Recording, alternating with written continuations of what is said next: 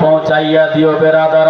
সাহাবায়ে কেরামের কাছে নবী যখন ফেরত আসলেন, সাহাবীরা বলতেছে, হাবিবি ইয়া রাসূলুল্লাহ, আপনি হলেন নবীদের নবী, আপনি হলেন সাইয়্যিদুল মুরসালিন, আপনি হলেন শফিউল মুযনিবিন, আপনি হলেন রাহাতুল আসিকিন, আপনি হলেন সিরাজুস সালিকিন, আপনি হলেন মিরাজের দুলহা নবী। কোন এমন মহিলা ছিল যার জন্য আপনি চাদরখানা বিছাইয়া দিলেন বসার জন্য? আল্লাহ নবী বলে, ও আমার সাহাবীরা শোনো শোনো, এটা অন্য কোন মহিলা ছিল না, এটা ছিল আমার দুধ মা দাই হালিমা। সঙ্গে সঙ্গে সাহাবী বলতেছে, হাবিবি ইয়া রাসূলুল্লাহ, নবী গো, ওই টাইমে যদি আপনার নিজের মা হতো নবী, আপনি কি করতেন? আল্লাহ নবী বলে, আমার মাকে যদি সামনে পেতাম, নিজের কলেজাকে সিনাকে চাক করে নিতাম। আল্লাহর যদি হুকুম হতো, নিজের কলেজাখানা বের করে আমার মাকে বসাইয়া দিতাম, তাও আমার দুধ মা আমেনার দুধের দেনা শোধ করতে পারতাম না। চিৎকার করে বলুন আল্লাহু আকবার। মার দুধের দেনা শোধ কে করতে পেরেছে? সেক্রেটারি সাহেবকে জিজ্ঞাসা করুন, সেক্রেটারি সাহেব, আপনি এত বড় সম্পত্তির মালিক, এত বড় পদ পেলেন কি করে? উনিও বলবেন বাপ মার দোয়ার বরকতে। চেয়ারম্যান যত এখানে বসে আছে সবারই বাপ মা মনে পড়ে গেছে, আমার মার রং কেমন ছিল, চেহারা কেমন ছিল। ওনাদেরকে জিজ্ঞাসা করুন, উনিও বলবেন আমার বাপ মার দোয়ার বরকতে। আমাকে জিজ্ঞাসা করুন, আরে বিহারি तू कहाँ से बांग्ला सीख गया? मैं भी कहूँगी मेरी मारी माँ की दुआ का सदका है, मार दुआर बरकते। जो तो उलमाए किराम আছে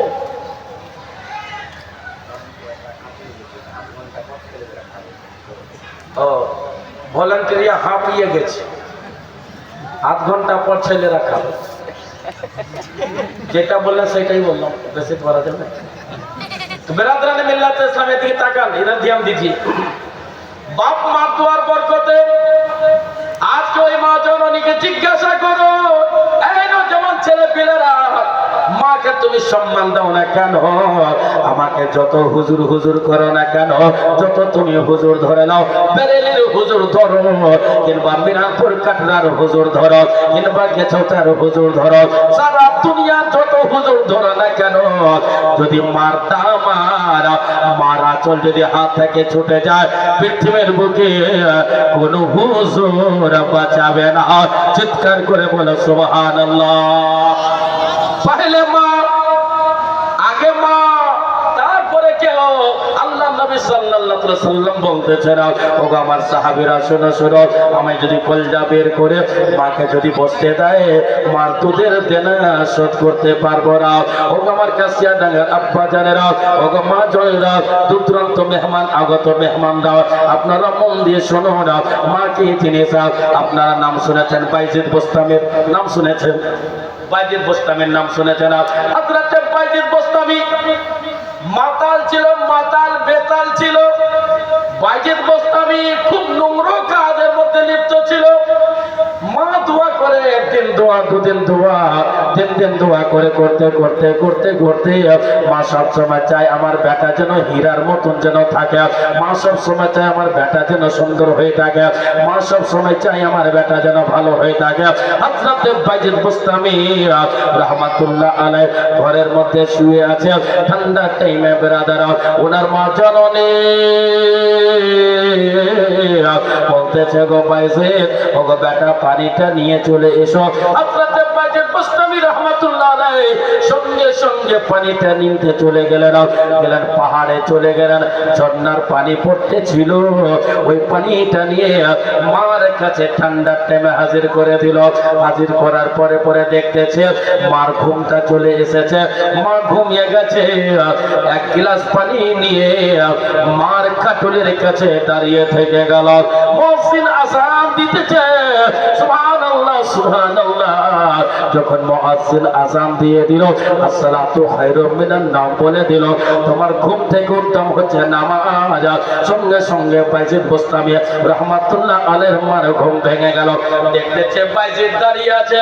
বেটা, লব্বাইক মা জননী, তুমি কেন দাঁড়িয়ে আছো? মা, মা গো, আমি এর জন্য দাঁড়িয়ে আছি, যদি আমি না দাঁড়াই আপনার যদি ঘুম ভেঙে যেত, পানি যদি না পেতেন, যদি পানি আপনি না পেতেন আর আমার ঘুমটা ধরে নিত, কিয়ামতের দিনে আল্লাহকে কি জবাব দিতাম? ওগো জননী, তার জন্য আমি পানি নিয়ে দাঁড়িয়ে আছি। বেরাদারা, হযরতে বাইজিদ বোস্তামী রাহমাতুল্লাহ আলাইহি মা জননী নামাজ পড়ার পরে বেটার জন্য দোয়া করে দিল। সঙ্গে সঙ্গে আল্লাহ রাব্বুল আলামিন বারগাতে মার দোয়া কবুল হয়ে গেল। বেরাদারা, এই মুসলমান কি দোয়া করেছিলেন? হযরতে বাইজিদ বোস্তামী রাহমাতুল্লাহ আলাইহির মা বলে দিয়েছিলেন, ওগো আল্লাহ, আমার বাইজিদ বোস্তামীকে তুমি এত সম্মান দিও, কিয়ামত পর্যন্ত যেন তার প্রশংসা করে। ওগো আমার আব্বা জান, আজকে মা বলে মা আমার মানি না কেন, বাপ বলে বাপকে মানি না কেন? আজকে মা কষ্ট করে একটা বেলজের কাপড় আলাদা, একটা বেলজের কাপড় আলাদা দর্জির কাছে সেলাই করে কোন রকম মেনটেনেন্স করেছে সংসারকে। ছোট থেকে বড় করে দেওয়ার পর ওই মা জননীকে ভিক্ষা করতে হয়, ওই মা জননীকে দিনও খাবার খেতে হয়। ইসলাম কি শিক্ষা দিল আপনাকে? ইসলামের কি শিক্ষা আমরা পেলাম? যে মা জননী বাইরে আছে। বেরাদারা, আল্লাহু আকবার কবীরা, মার সম্মান, মার মর্যাদা আল্লাহ এত বড় দুনিয়ার বুকে করেছে। আপনারা কি দেখেছেন? মার পায়ের নিচে জান্নাত জানেন আপনারা? মার পায়ের নিচে জান্নাত জানেন কিনা? দিলে হাত রেখে বলুন, মার পায়ে কি কোনোদিন চুমো দিয়েছেন? মার পায়ে কি কোনোদিন চুমো দিয়েছেন না? কেন দেননি মার পায়ে চুমো? আল্লাহ নবী সাল্লাল্লাহু আলাইহি ওয়াসাল্লাম বলতেছেন, মার পায়ে যদি তুমি চুমো দাও, তোমার জান্নাতের দরজায় চুমো দেওয়া হবে। আল্লাহর নবী বলে দিয়েছেন, পয়গম্বরে আযম বলে দিয়েছেন, ওগো আল্লাহর বান্দা বান্দীরা, শোনো শোনো, ওই মাকে প্রত্যেকদিন হাত পা টিপে দিবে। এই মুসলমান, যে মাকে পায়ে চুমো দেওয়া তো দূরের কথা, বাপ মাকে পায়ে চুমো দেওয়া তো দূরের কথা, ঘর থেকে বের করে ধাক্কা দিয়ে দিচ্ছি। বেরাদার, কাপড় খুলে নিচ্ছি আমরা, কি করে জবাব দিবেন? বেরাদার, যত পীরের দামন ধরে থাকো না, মা যদি আপনার কাছে যদি নারাজ হয়ে যায়, মা যদি আপনার কাছ থেকে যদি নারাজ হয়ে যায়, পৃথিবীর বুকে কোনো মৌলানা, কোনো মুফতি, কোনো পীর আপনাকে বাঁচাবে না। পৃথিবীর বুকে সবচেয়ে বড় পীর নাম হলো মা জননী। তারপরে আল্লাহ ওয়ালারা, মা রাজি যদি হয়ে যায়, খোদা রাজি হয়ে যাবে। চিৎকার করে বলুন আল্লাহু আকবার। মা से जहां में कोई औरत न मिलेगी, माँ से जहां में कोई औरत न मिलेगी, माँ से जहां में कोई औरत न मिलेगी, ममता की भरे आरज़ू दो लत न मिलेगी, ममता की भरे आरज़ू दो लत न मिलेगी। माँ उझुट लागले माँ मने पड़े पड़े ना, मुख থেকে মা কথা বের হয়ে যায়। তো ওই মায়ের মহব্বতে, ওই মার ভালোবাসায় আজকে আপনারা অনেক লোক দান করেছে। আমি জানি এই গ্রামের লোক বিশাল বড় দাতা। তো মায়ের নামে কোন এমন একজন ব্যক্তি আছে ইসলাম প্রচার করার জন্য কারবালার প্রান্তে ইমামে হোসেন নিজের গলাকে কাটিয়ে দিলেন, শহীদ হয়ে গেলেন। আজকে কাশিয়াডাঙ্গার মাদ্রাসাতে দেখেন এই দাস্তার বন্দি হবে, এই যে পাগড়িটা দেওয়া হবে, কারিয়া কুরআনের মাথায় পাগড়ি দেওয়া হবে, কাল কিয়ামতের দিন হবে, হাশর मैदान হবে। ना बाप बेटा का होगा, ना बेटी माँ की होगी, कोई किसी का पुलसहार ना होगा, कोई किसी को पूछने वाला ना होगा। आप रहोगे और आपके साथ आपके नामे आमाल रहेंगे। ए मुसलमान सुभान अल्लाह, ए देखें पागड़ी अपना সঙ্গে থাকবে, আল্লাহর হুকুম হয়ে যাবে, কাশিয়াডাঙ্গা মাদ্রাসার উন্নতি করবে।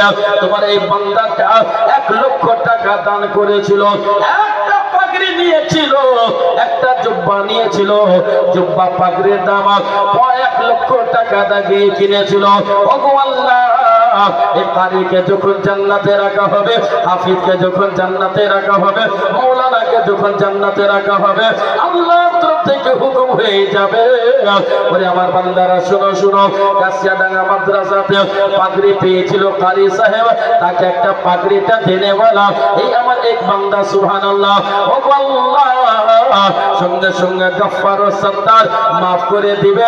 একটা পাগড়ির সাদকাতে আপনার উপর জাহান্নামকে হারাম করে দেবে। সুবহানাল্লাহ সুবহানাল্লাহ। এত বড় মাজমার মধ্যে এই পাগড়িটা আপনি নিজের হাতে দিবেন, 1 লক্ষ টাকা দেনে বলা। গোটায় মাজমাত আল্লাহ দেখছে যে মার মোহাব্বতে, মার প্রেম ভালোবাসা নিয়ে এই যে আপনি যে দান করেছেন, এই দানটা আপনি করেছেন, আপনি নিজে থেকে করেননি,